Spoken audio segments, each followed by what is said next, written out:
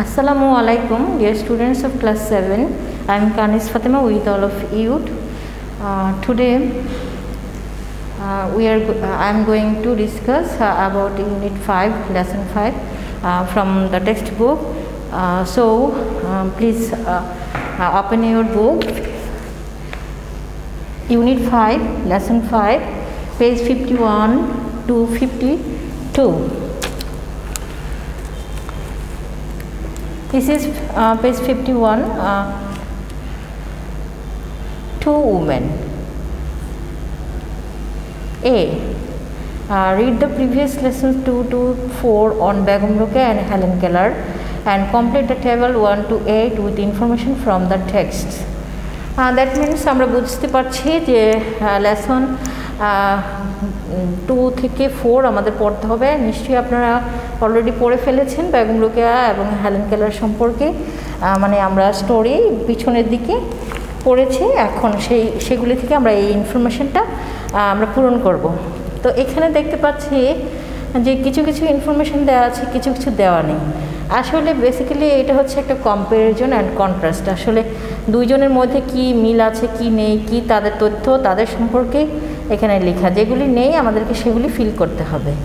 তো এখানে আমি দেখতে পাচ্ছি এখানে বেগম রোকেয়া বর্ন ইন 1880 দেওয়া আছে, তো কিন্তু হেলেন কেলার সম্পর্কে দেওয়া নেই যে তিনি কত সালে জন্মগ্রহণ করেছিলেন। আমরা দেখতে পাচ্ছি যে এখানে নেই, তাহলে আমাদেরকে ফিল করতে হবে কিভাবে যে কত সালে উনি জন্মগ্রহণ করেছিলেন। আসলে হেলেন কেলার আমি এখানে আপনাদের সুবিধার জন্য লিখে দিয়েছি যে হেলেন কেলার সেম ইয়ারেই জন্মগ্রহণ করেছিলেন। বেগম রোকেয়া যেই সালে জন্মগ্রহণ করেছেন হেলেন কেলারও সেই সালেই জন্মগ্রহণ করেছেন।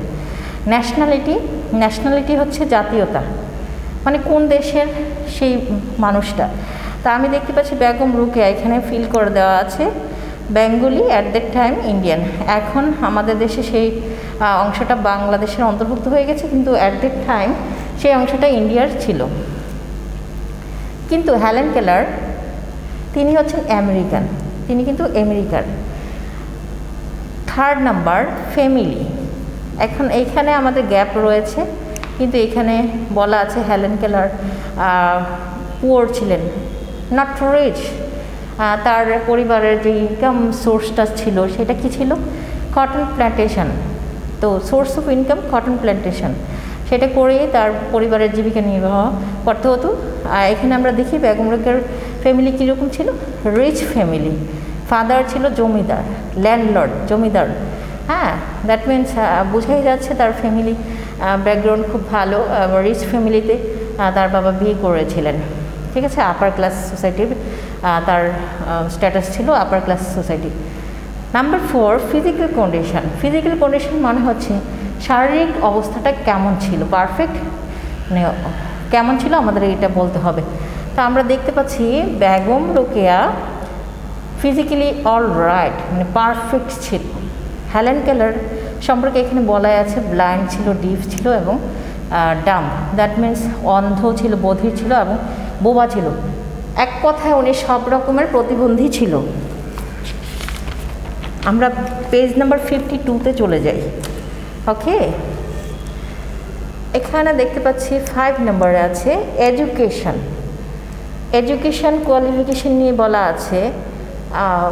তো এডুকেশন কোয়ালিফিকেশন নিয়ে এখানে বেগম রোকেয়া সম্পর্কে বলা আছে, কিন্তু হেলেন কেলার সম্পর্কে বলা নেই। তাহলে জেনে নেই বেগম রোকেয়া কেমন ছিলেন, তার এডুকেশন কোয়ালিফিকেশন কেমন ছিল। হ্যাঁ, বেগম রোকেয়া কিন্তু কোনো প্রাতিষ্ঠানিক শিক্ষা গ্রহণ করে নাই। তাহলে কীভাবে তিনি তা অর্জন করেছিলেন? সেলফ এডুকেটেড, তিনি নিজেই শিক্ষিত ছিলেন, শিক্ষা অর্জন করেছিলেন। Learn Bangla and English from brother, তার ভাই থেকে তিনি বাংলা আর ইংরেজি শিক্ষা গ্রহণ করেছিলেন, তিনি কোনো প্রতিষ্ঠান থেকে শিক্ষা গ্রহণ করেননি।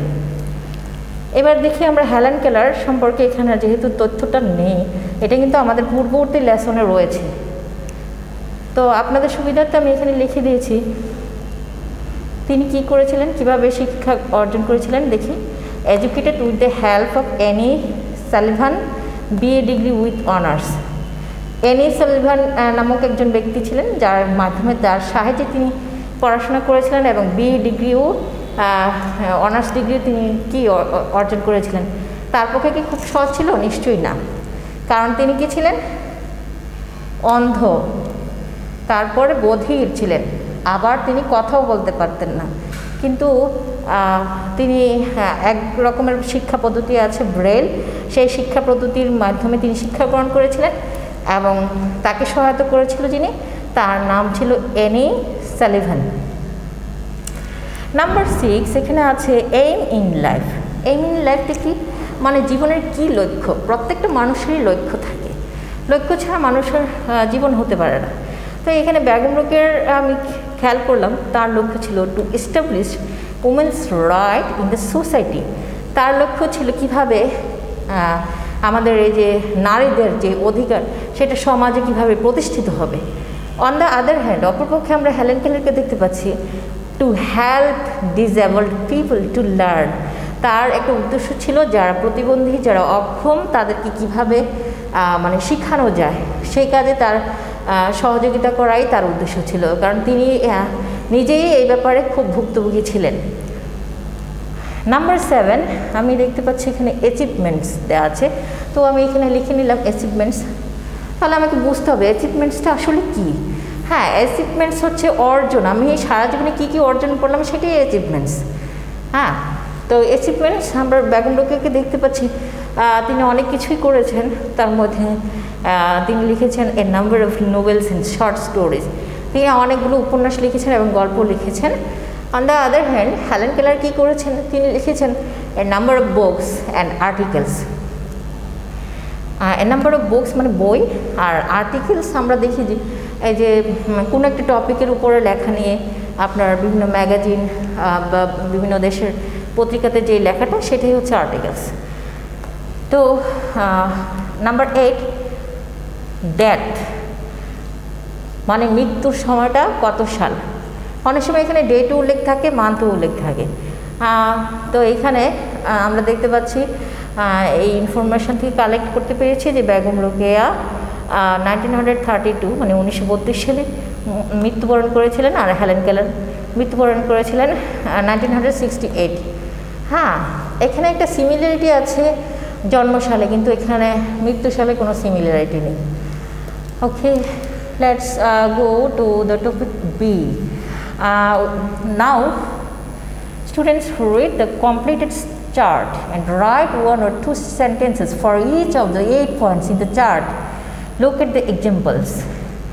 আমরা এখানে বলা হয়েছে এই টোটালি যে তথ্যগুলো দেওয়া হয়েছে সেগুলো আমরা কমপ্লিট করেছি এবং সেইখান থেকে আমরা এখানে দেখতে পাচ্ছি দুটো সেন্টেন্স কমপ্লিট করে ইলাবোরেটলি এক্সপ্লেন করে লিখেছে, তারপর বলেছে বাকিগুলো কমপ্লিট করে শেখার জন্য। যেমন পয়েন্ট 1 দেওয়া হয়েছে বেগম রোকেয়া ওয়াজ বর্ন ইন, যেমন এইটা নিয়ে লিখেছে। আমরা কিভাবে লিখবো? যদি এটা আমরা সেন্টেন্স করে লিখি তাহলে এটা লিখতে হবে বেগম রোকেয়া ওয়াজ বর্ন ইন 1880। ঠিক এইদিকে যদি আমি কমপ্লিট করি তাহলে লিখতে হবে Helen Keller was born in 1880। এইভাবে 2 কমপ্লিট করতে হলে আমাকে লিখতে হবে her nationality is Bengali at that time of Indian and Helen Keller was American. 3 family লিখবো Begum Rokeya comes from a came from a rich family, father জমিদার। এরকমভাবে আমরা কমপ্লিট করতে পারি। এখানে আরও একটা পয়েন্টস দেওয়া আছে, নাম্বার 5 দিয়ে কমপ্লিট করেছে এডুকেশন, যেমন বেগম রোকেয়া ওয়াজ সেলফ এডুকেটেড লার্ন। বাংলা আমরা সেম লিখে দেবো, খালি মাঝখানে ওয়াজ দিলেই আমার কি হবে, কারণ ভার্ব ছাড়া তো আর সেন্টেন্স হয় না। যেহেতু সেন্টেন্স করতে বলেছে, যে 2 সেন্টেন্সেস দেওয়া আছে, সেন্টেন্স করতে বলা হয়েছে, সেহেতু আমাকে সেন্টেন্স করতে হলে আমাকে একটা ভার্ব লাগাতে হবে। এই জন্য আমরা ভার্বটা হয়েছে এখানে ওয়াজ, আর যেহেতু এটা পূর্ববর্তী তথ্য তাই আমাকে ওয়াজ লিখতে হবে। আশা করি আপনারা বুঝতে পেরেছেন। আমাদের এরকমভাবে পরীক্ষায় আসে ইনফরমেশানগুলো যে এভাবে কমপ্লিট করতে হবে, এটা মেনলি এভাবেই আসে। তো নাম্বার সি, এখানে আমরা দেখতে পাচ্ছি use the information facts about Florence nightingale. ইনি হচ্ছেন ফ্লোরেন্স নাইটিঙ্গেল। এখন বলা হয়েছে write a composition about her, তার সম্পর্কে আমাদেরকে লিখতে হবে। তাহলে কিভাবে? আমাকে আগে এই জায়গাটা পড়তে হবে। দেখি তার সম্পর্কে আমরা জানি। Nightingale was born in 1820 Florence, Italy. আমাকে বলতে হবে এইভাবে। দেন আমি কীভাবে বলবো? Her parents were rich, father landlord. মানে সিমিলারলি আগে যে স্টোরিটা আছে সেরকমভাবে আমাকে একটা স্টোরি আমি কীভাবে শিখলাম, হাউ টু রাইট স্টোরিজ। আমি আগের পূর্ববর্তী গল্পগুলো থেকে আমি কি শিখবো, কীভাবে স্টোরি লিখতে হয়, কীভাবে স্টোরি বলতে হয়, সেটা আমরা শিখে এখানে প্র্যাকটিক্যাল করব। এখানে আমার জাস্ট ইনফরমেশনগুলো দেওয়া আছে, এখন আমি ইলাবোরেটলি আমি নিজের ভাষায় সেগুলি তৈরি করে নেব। তাহলে নাম্বার 3-তে আছে, আমরা এদিকে দেখতে পাচ্ছি। দেন কি আছে? She studied nursing at nurses training institute, Germany.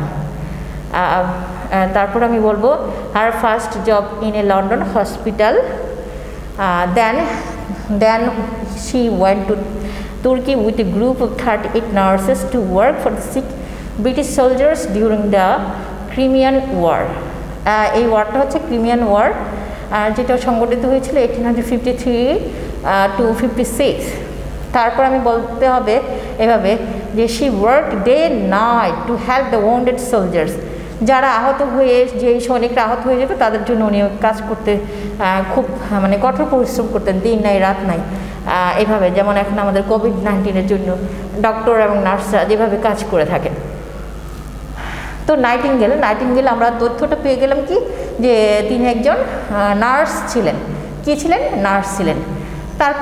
তারপর আমাকে বলতে হবে then she return to England. তারপর আবার কী করেছিলেন তিনি?